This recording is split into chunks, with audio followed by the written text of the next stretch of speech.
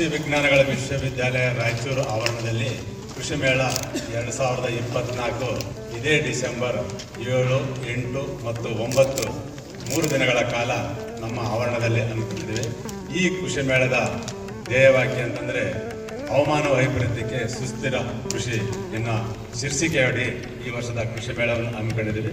ಇದರ ಲಾಭವನ್ನು ಎಲ್ಲ ಸಮಸ್ತ ನಾಗರಿಕರು ಮತ್ತು ರೈತಾಪಿಗಳು ಮತ್ತು ವಿದ್ಯಾರ್ಥಿಗಳು ಒಂದು ಹೆಚ್ಚಿನ ಸಂಖ್ಯೆಯಲ್ಲಿ ಭಾಗವಹಿಸಿ ಮತ್ತು ತಮ್ಮ ಸಹಕಾರ ಬಹಳ ಮುಖ್ಯವಾಗಿರುತ್ತದೆ.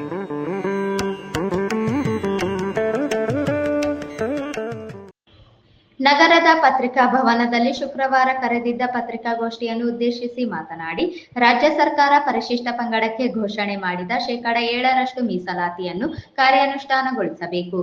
ಹಿಂದುಳಿದ ವರ್ಗದ 2A ಬರುವ ಕುರುಬ ಜಾತಿಯವರು ಗೊಂಡ, ಕಾಡು ಕುರುಬ, ರಾಜಗೊಂಡ ಜಾತಿಯ ಹೆಸರಿನಲ್ಲಿ ಹಾಗೂ ಪ್ರವರ್ಗ 1ರಲ್ಲಿ ಬರುವ ಕಬ್ಬಲಿಗ ಮತ್ತು ಗಂಗಾ ಮತಸ್ಥ ಜಾತಿಯವರು ಪರಿವಾರ ಮತ್ತು ತಳವಾರ ಹೆಸರಿನಲ್ಲಿ ಕಾನೂನು ಬಾಹಿರವಾಗಿ ಪರಿಶಿಷ್ಟ ಪಂಗಡದ ಜಾತಿ ಪ್ರಮಾಣ ಪತ್ರ ಪಡೆದುಕೊಂಡವರ ವಿರುದ್ಧ ಮತ್ತು ಪ್ರಮಾಣ ಪತ್ರ ನೀಡಿದ ಅಧಿಕಾರಿಗಳ ವಿರುದ್ಧ ಉಗ್ರ ಕಾನೂನು ಕ್ರಮ ಕೈಗೊಳ್ಳುವ ಮೂಲಕ ಸುಳ್ಳು ಜಾತಿ ಪ್ರಮಾಣ ಪತ್ರಗಳನ್ನು ತಡೆಗಟ್ಟಬೇಕು.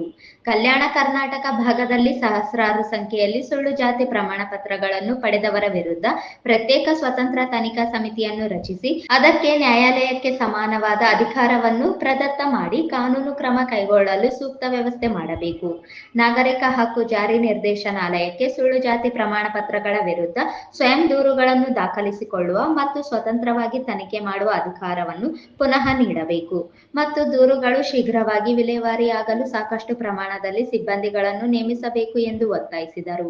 ಕರ್ನಾಟಕ ರಾಜ್ಯದ ಪ್ರತಿ ತಾಲೂಕಿಗೆ ಒಂದರಂತೆ ವಸತಿ ಸಹಿತ ಏಕಲವ್ಯ ವಿದ್ಯಾಸಂಸ್ಥೆಗಳನ್ನು ಸ್ಥಾಪಿಸಿ ಸಮಾಜದ ಶೈಕ್ಷಣಿಕ ಅಭಿವೃದ್ಧಿಗೆ ಅನುವು ಮಾಡಿಕೊಡಬೇಕು. ಕೊಪ್ಪಳ ಜಿಲ್ಲೆಯ ಗಂಗಾವತಿ ತಾಲೂಕಿನ ಐತಿಹಾಸಿಕ ಕುಮ್ಮಟದುರ್ಗ ಪ್ರದೇಶವನ್ನು ಕಿಮ್ಮಿಂದ ಅಭಿವೃದ್ಧಿ ಪ್ರಾಧಿಕಾರ ಪ್ರದೇಶವೆಂದು ಘೋಷಣೆ ಮಾಡಿ ಅದನ್ನು ಅಭಿವೃದ್ಧಿಪಡಿಸಬೇಕು. ರಾಜ್ಯದ ಎಲ್ಲ ಇಲಾಖೆಗಳಲ್ಲಿನ ಬ್ಯಾಕ್ಲಾಗ್ ಹುದ್ದೆಗಳನ್ನು ಶೀಘ್ರದಲ್ಲಿ ತುಂಬಬೇಕು ಎಂದು ಆಗ್ರಹಿಸಿದ ಅವರು, ನಮ್ಮ ಜನಾಂಗಕ್ಕೆ ಸರ್ಕಾರ ಸೌಲಭ್ಯಗಳನ್ನು ಕೊಡಿಸುವ ನಿಟ್ಟಿನಲ್ಲಿ ಪ್ರಾಮಾಣಿಕ ಪ್ರಯತ್ನಕ್ಕೆ ಮುಂದಾಗಿದ್ದೇವೆ. ಜನರ ಸ್ಪಂದನೆ ನೋಡಿಕೊಂಡು ಇದನ್ನು ರಾಜ್ಯದಾದ್ಯಂತ ವಿಸ್ತರಿಸುವ ಗುರಿ ಹೊಂದಿರುವುದಾಗಿ ತಿಳಿಸಿದರು. ನಾನು 8ನೇ ತಾರೀಕು ಭಾನುವಾರ 8:30 ಉರೇಳಿ ಗ್ರಾಮದ ಇಡೀ ರಾಯಚೂರು ಜಿಲ್ಲೆ ಗ್ರಾಮೀಣ ಕ್ಷೇತ್ರದಲ್ಲಿ 185 ಹಳ್ಳಿಗಳು ಹಾಗೂ 34 ಪಂಚಾಯತ್ಗಳಲ್ಲಿ ವಿಸಿಟ್ ಕೊಟ್ಟು ನಮ್ಮ ವಾಲ್ಮೀಕಿ ಸಮಾಜದ ಶೈಕ್ಷಣಿಕವಾಗಿ ಬಹಳ ಹಿಂದುಳಿದಿದ್ದಾರೆ ಸರ್. ಹಾಗೂ ಗ್ರಾಮ ಪಂಚಾಯತಿಯಲ್ಲಿ ವಿಸಿಟ್ ಯಾಕಂತಂದ್ರೆ ಸುಮಾರು ವಾಲ್ಮೀಕಿ ಸಮಾಜಕ್ಕೆ SC/ST ಜನಾಂಗಕ್ಕೆ ಸಹಾಯದಾನ ಅಂತ ಇದೆ ಸರ್.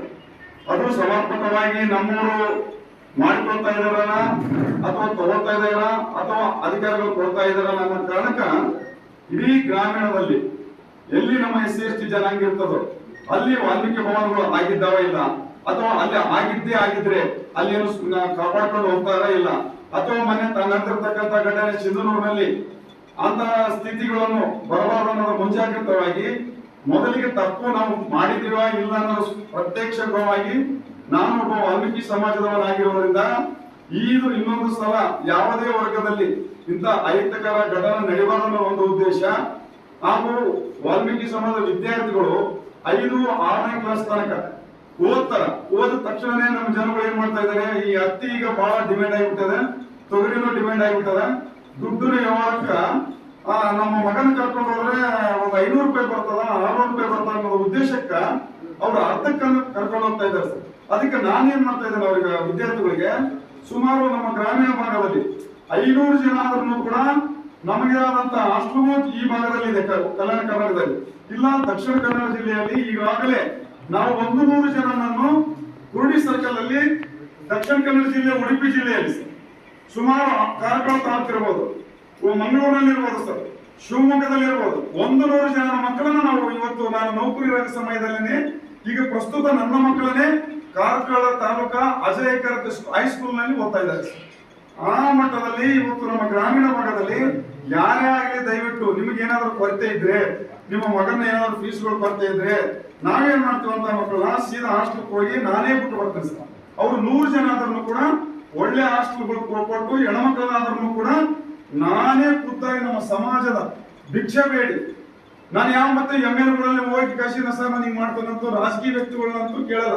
ಅವರಾಗಿ ಸ್ವಪ್ರೇರಿತವಾಗಿ ನಿನ್ನ ಬೆನ್ನೆಲುಬಾಗಿರ್ತಕ್ಕಂಥ ಸಹಾಯ ಮಾಡೋದು ಹೊರತು ನಾನು ಯಾವುದೇ ಒಂದು ರಾಜಕೀಯ ಪಕ್ಷಗಳಿಂದ ದುಡ್ಡು ವಿಷಯ ಅಂಶಗಳೆಲ್ಲ ಕೇಳಂಗಿಲ್ಲ. ಅದೇನೇ ಕೇಳ್ತೀನಿ, ವಾಲ್ಮೀಕಿ ಸಮಾಜದ ಒಂದು ಸದಸ್ಯತ್ವವನ್ನು ಬೇರೆ ವರ್ಗದವರು ಸದಸ್ಯತ್ವವನ್ನು ಮಾಡಿ ಒಂದು ತಾಲೂಕು ಅಧ್ಯಕ್ಷ, ಜಿಲ್ಲಾಧ್ಯಕ್ಷ, ರಾಜ್ಯಾಧ್ಯಕ್ಷರನ್ನ ಆಯ್ಕೆ ಮಾಡಿಕೊಂಡು ಬಲಿಷ್ಠವಾಗಿ ಸಮಾಜದಲ್ಲೇ ಒಂದು 100 ರೂಪಾಯಿ ದೇಣಿಗೆ ತಗೊಂಡು ಕಳಿಸಿ ಬಲಿಷ್ಠವಾಗಿ ಇವತ್ತು ಬೆಳೆದಿದ್ದಾರೆ.